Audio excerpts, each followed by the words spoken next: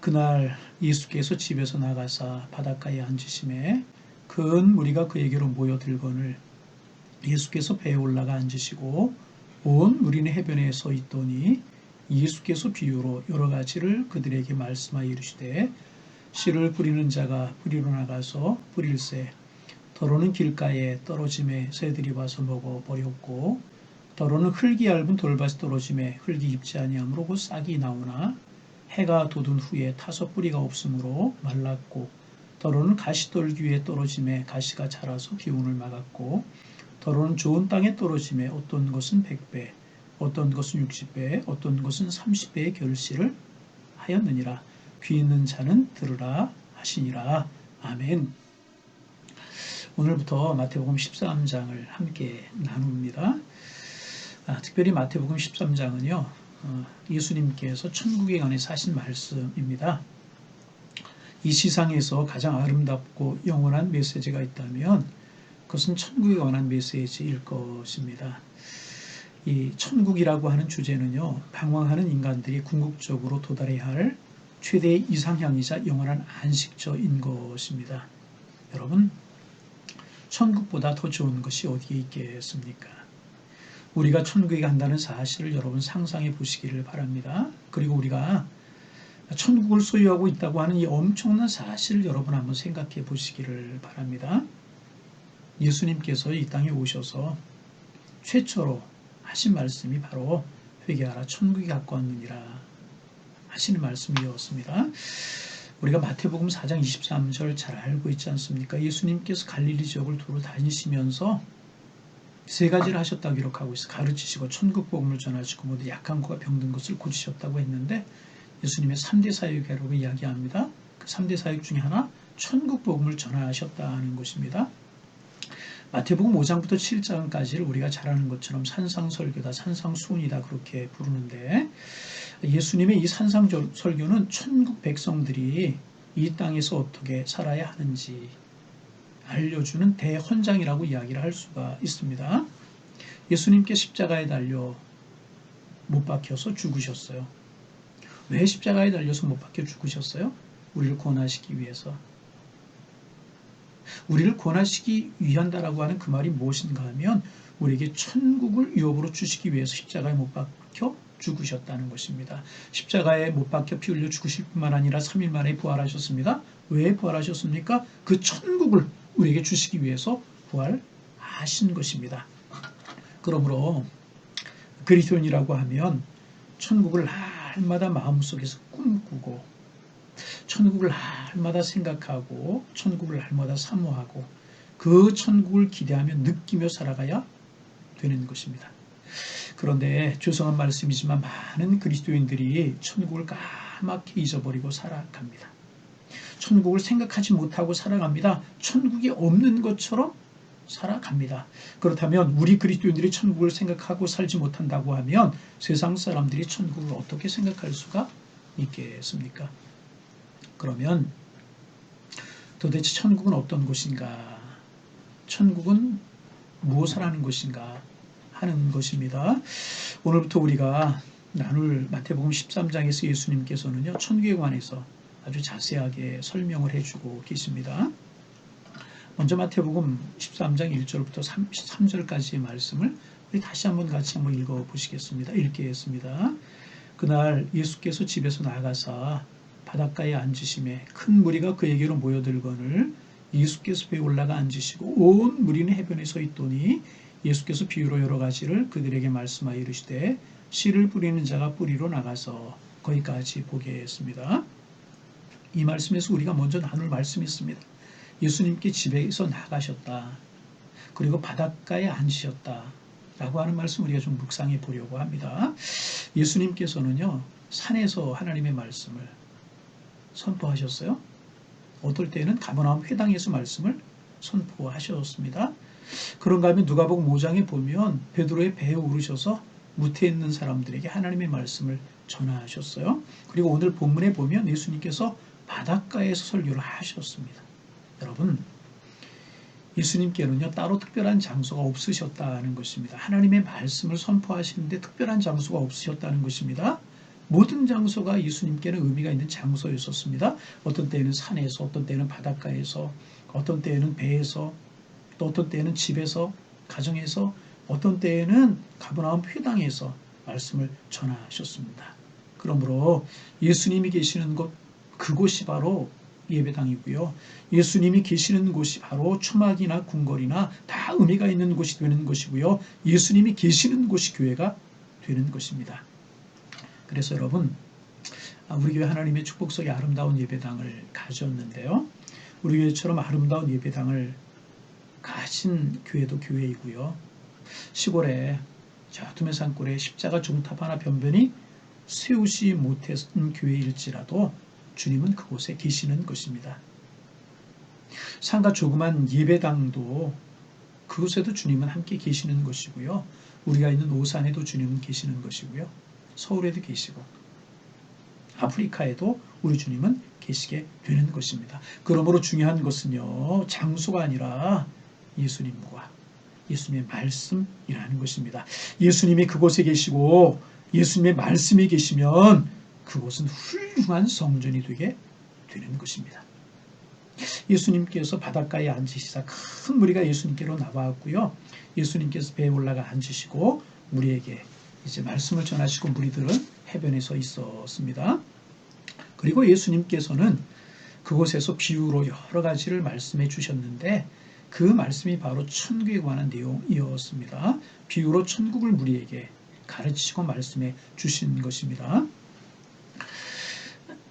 천국은요, 어떻게 생각하면 기독교의 전부라고 이야기할 수가 있습니다. 그런데 예수님께서 이 엄청난 천국을 가르치시고 지금 이 엄청난 천국에 관해 설명하고 계시면서 비유로 말씀을 하셨다는 사실입니다. 그러면 왜 예수님이 직접 말씀하시지 않은 천국은 이런 것이다. 천국을 얼마든지 우리 예수님 말씀하실 수 있는 분 아니십니까? 하나님이시기 때문에. 그렇게 직접 말씀하지 아니하시고 왜 비유로 말씀하셨을까 하는 생각을 하게 되는데 여기에 아주 중요한 의미가 내포되어 있습니다. 예를 들어서 하나 설명을 해보겠습니다. 사도행전 2장에 보면 오순절일에 이제 성령이 임하시는 그런 장면이 나오는데 성령이 임하시는 사건을 사도행전을 기록한 누가가 이렇게 기록하고 있습니다. 누가복음 2장 2절 3절에 보면 이렇게 되어 있습니다.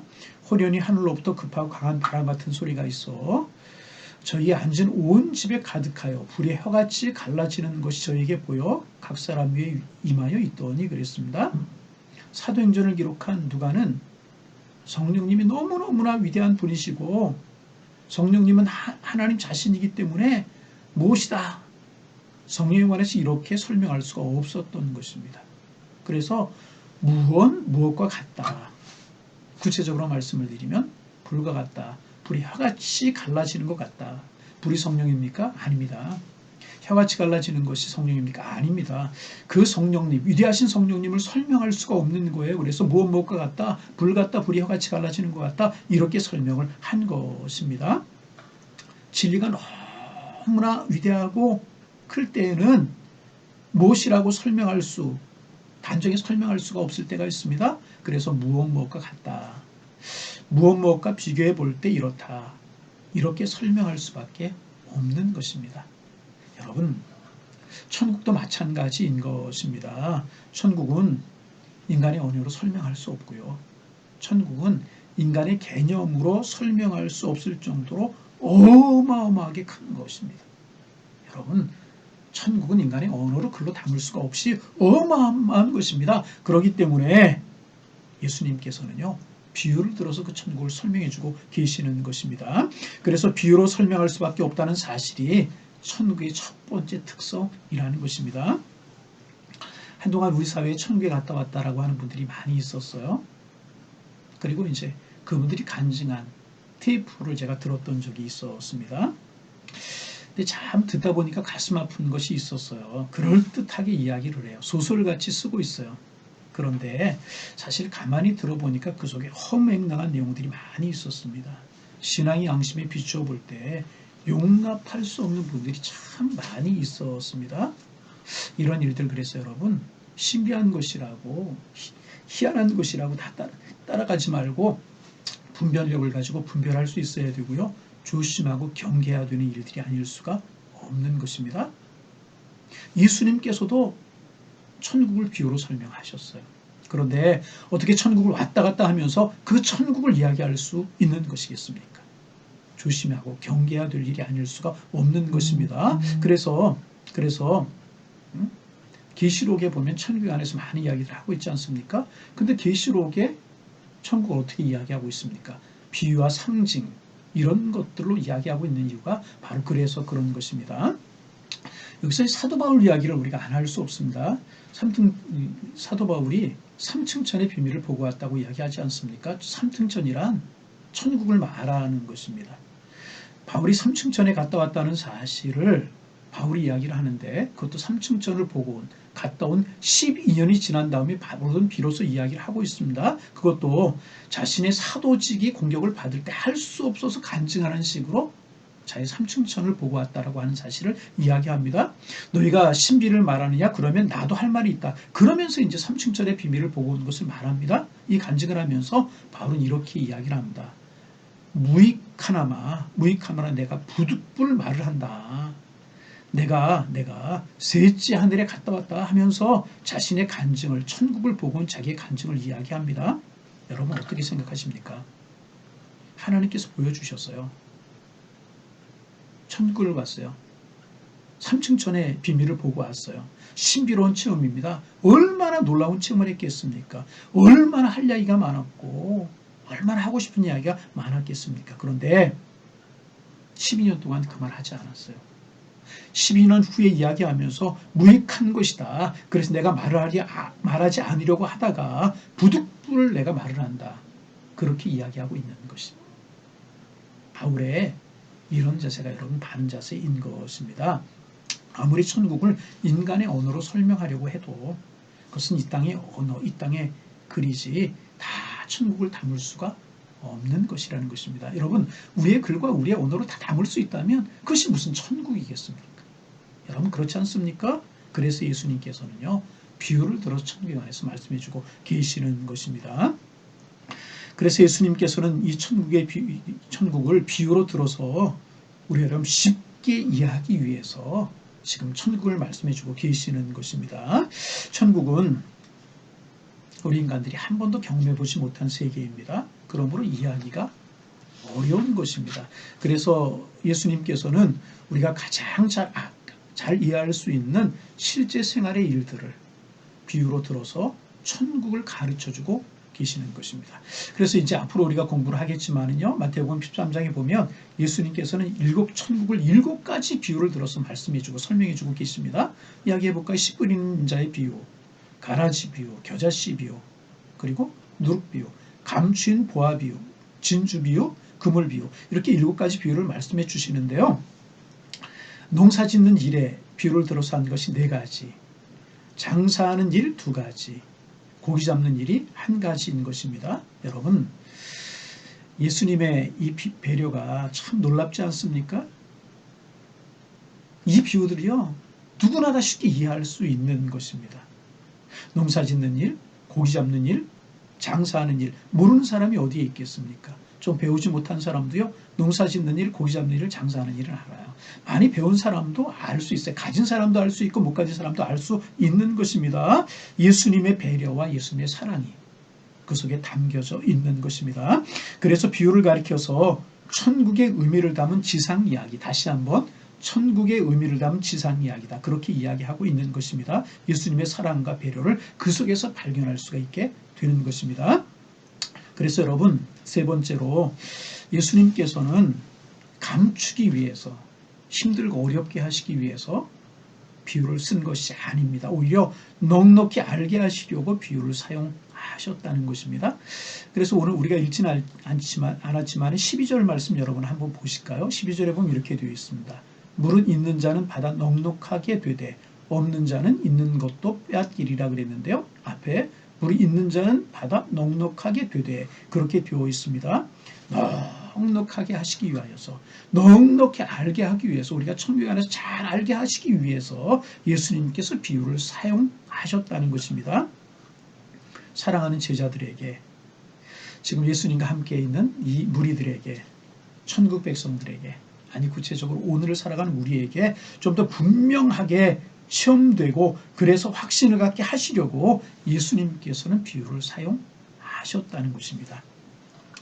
이제 오늘부터 우리가 새벽 시간에 매일매일 예수님께 천국에 관해서 말씀하신 비유를 나누면서 예수님이 말씀하신 천국에 관해서 우리가 공부하고 배우는 시간을 가지려고 합니다.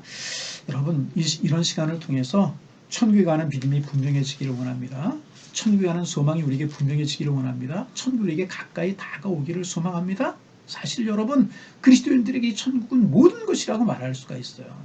여러분, 신앙생활의 목적이 무엇입니까? 구원받기 위한 거예요. 하나님의 자녀되기 위한 거예요. 구원받고 하나님의 자녀되는 것이 무엇입니까? 그 하나님 계시는 하나님의 나라 천국 가는 것이 우리의 목적인 것입니다. 그러므로 그리스도인들은 천국을 잘 알아야 되는 것입니다. 그래서 여러분, 새벽에 가급적이면 이 천국 비유하는 동안에 매일 새벽에 함께 하실 수 있기를 소망합니다. 어제 아침에도 보니까 제일 많이 이제 새벽 예배 함께 참석한 숫자가 83명, 83명이셨어요. 그저 제 욕심 같았으면 100명이 훌쩍 넘었으면 좋겠는데 여러분 전도 좀 하세요. 새벽 예배에 요즘 목사님 천국 비유 강의하니까 천국 안에서 이야기하니까 듣자고. 그리고 낮에 보시는 분들이 또 200명 훨씬 넘어서 한 300~400명 보시는 것 같은데 우리 이제 천국 안에 잘 우리가 묵상하여서 천국에 대한 소망이 분명하고 천국에 크게 다가오고 우리 신앙생활의 중심과도 같은 그런 천국에게 분명해지는 축복이 있기를 소망합니다. 사실 여러분, 예수님께서 이 땅에 왜 오셨습니까? 예수님께서 이 땅에 왜 오셨어요? 왜 십자가에 달려 죽으시고요? 왜 십자가에서 물과 피를 다 쏟으셨습니까? 왜 예수님 그런 고난을 당하셨습니까? 그리고 왜 3일 만에 부활하시고 왜 예수님께서 승천하셨습니까? 다른 것 아니시고요. 우리에게 천국을 주시기 위해서. 그리고 이 땅에 천국을 이루시기 위하여서 이 땅에 오시고 고난당하시고 십자가를 지시고 죽으시고 부활하신 것 아니겠습니까? 그래서 이렇게도 이야기할 수 있어요. 예수님 자신이 천국이십니다. 그러므로 예수님을 잘 알고 예수님을 깨달은 자가 천국을 깨달은 자이고요. 예수님을 소유한 사람이 천국을 소유한 사람이라고 이야기할 수 있는 것입니다. 예수님을 모시는 사람에게 천국이 이루어지게 되는 것입니다. 그래서 여러분, 우리가 이 다음에 죽어서 갈 영원한 천국이 있지만 우리가 이 땅에서 예수님을 알고 예수님을 모시고 살아가게 되면 우리가 살아가는 그곳에 천국이 이루어지게 되는 것입니다. 이 땅에서 우리가 주님과 함께 천국을 누리며 살다가 밤에 잠을 자듯이 이 땅에서 우리가 잠드는 것이 죽음이고요. 그러면 새로운 곳에서 깨어나게 될 것인데 그것이 바로 하나님의 나라인 것입니다. 여러분, 새벽마다 우리가 쭉 공부하면서 이 땅에 우리의 천국이 이루어지기를 바라고 저 천국 우리에게 소망으로 분명해지기를 소망합니다. 그래서 오늘도 내 삶에서 주님 모시고 주님과 동행함으로 천국을 맛보며 오늘 한날을 살아가고 천국의 소망을 가지고 살아가기에 어떤 고난 질고도 잘 이기며 살아갈 수 있는 우리 양일의 가족들이 다 되실 수 있기를 주님의 이름으로 축복합니다. 부디 오늘 천국을 누리며 살아가서 행복한 여러분들 되시고 천국을 누리며 살아가셔 주와 동행하는 축복의 한 날이 되시기를 다시 한번 주님의 이름으로 축복합니다. 기도하시겠습니다. 하나님 아버지, 새날을 주셔서 감사합니다. 세상 생각으로 우리의 생각을, 세상 말로 우리의 입술을, 세상의 것들로 우리의 가슴을 채우기 전에 하나님 앞에 예배하며 말씀 마음속에 새김으로 기도하고 찬송함으로 하루를 시작하게 하시오니 감사합니다. 주님과 시작한 오늘이 복된 날, 은혜로운 날, 주님의 능력으로 세상을 이기며 감사하며 살아간 날이 될 수 있도록 축복하여 주옵소서. 이제 우리가 마태복음 13장을 통해 천국을 나누게 될 텐데 천국에 대한 소망이 더 분명해지게 하시고 천국에 대한 기쁨이 차고 넘쳐서 오늘의 고난과 질고를 이기며 살아가는 하나님의 사람들 될 수 있도록 축복하여 주옵소서. 이 땅에서 예수님 모시고 살아가기에 우리의 마음속에 우리의 삶의 천국이 이루어지게 하시며 그 천국이 분명하기에 영원한 천국도 사모함이 간절하게 하셔서 그 천국을 꿈꾸며 행복하고 은혜롭게 축복 속에 살아가는 저희들의 삶이 될 수 있도록 인도하여 주옵소서. 하나님, 앞으로 천국에 관해서 우리가 말씀을 나누면서 이해할 수 있는 지혜를 주시고 깨달을 수 있는 지혜도 주시며 천국을 붙들고 살아가기에 웬만한 고난 질고도 이기며 하나님의 사랑 가운데 거하게 하셔서 세상이 살지만 천국 백성으로 구별된 삶을 살아가는 저희가 될 수 있도록 주님 축복하여 주옵소서. 하나님 기도합니다. 우리 코로나 바이러스가 우리 가까이까지 와서 우리를 조금 힘들게 하는데 하나님 우리 믿음으로 기도함으로 잘 이겨낼 수 있도록 축복하여 주옵시고 우리 교회가 이번에 잘 이겨내게 도와주셔서 정금보다 귀한 교회로 쓰임받게 하시고 온 교우가 하나가 돼서 기도로 이겨낼 수 있도록 인도하여 주셔서 우리 교회 행하신 하나님의 선한 뜻을 보고 좋은 것으로 바꾸신 주님의 축복을 볼 수 있도록 우리 주님께서 인도하여 주옵소서. 하나님 부족하기에 연약하기에 적은 바이러스 하나 때문에 어찌할 수 없는 인간이기에 하나님을 기억하고 살아가야 된다는 사실을 뼈저리게 느끼며 그러게 하나님께로 들이키고 하나님만을 의지하고 하나님만을 바라보는 저희들의 삶이 되게 도와주셔서 주님 주시는 평안과 행복, 건강이 저희들의 삶에 이루어질 수 있도록 우리 하나님께서 인도하여 주옵소서. 오늘도 간절한 마음으로 기도합니다. 이제 오늘 내일 모레 격리되셨던 분들 재검을 받게 될 텐데 좋은 결과 나올 수 있도록 주님 축복하여 주셔서 일상의 삶으로 돌아오고 불편함이 없도록 주님 축복하여 주시고 하나님을 찬양하고 예배하는 일에 열심을 품을 수 있도록 인도하여 주시고 예배도 잘 회복될 수 있도록 은혜를 베풀어 주옵소서. 주님이 불말과 화염검으로 두르시고 만병의 의사 되신 주님께 손 얹어 치료하여 주시어서 강건할 수 있도록 주님 축복하여 주옵시며 치료받고 있는 환우들에게도 함께하여 주시어서 생명의 주님의 손길이 함께하셔서 건강 이상 없이 잘 회복되게 도와주셔서 일상의 삶으로 돌아올 수 있도록 우리 주님 축복하여 주옵소서. 불말과 화염검으로 오늘도 우리 성도들을 지켜주시고 우리 교회를 지켜주시고 구름기둥과 불기둥으로 인도하여 주시며 한 걸음 한 걸음 인도하시는 축복의 날이 될 수 있도록 인도하여 주옵소서. 하나님 새학기가 시작이 될 때가 되었습니다. 우리들의 자녀들을 새학기 잘 준비하게 하시고 좋은 선생님 좋은 친구들 만나는 축복 허락하여 주셔서 새학기도 새학년도 아름답고 하나님 복이 되며 미래를 위해서 꿈을 위해 준비할 수 있도록 주님 축복하여 주옵소서. 양일의 권속들이 격려하는 생업도 붙들어 주시고 직장생활 가운데도 가정생활 가운데도 하나님의 은혜가 함께할 수 있도록 축복하여 주옵소서. 우리 교회를 위해서 다시 한번 기도합니다. 하나님 우리 교회가 하나님 귀하게 쓰시는 교회가 되게 하시고 시련과 고난을 잘 이겨내게 하셔서 정금보다 귀하고 좋은 것으로 바꾸시는 하나님의 은혜를 경험하게 하셔서 우리가 더 주님을 영화롭게 하며 귀한 역할을 감당하는 주님의 교회로 든든히 서갈 수 있도록 우리 주님께서 인도하여 주옵소서. 축복된 날 평안한 날 은혜의 날로 주께서 우리를 인도하실 줄로 믿사오며 예수님의 이름으로 기도하옵나이다. 아멘. 하늘에 계신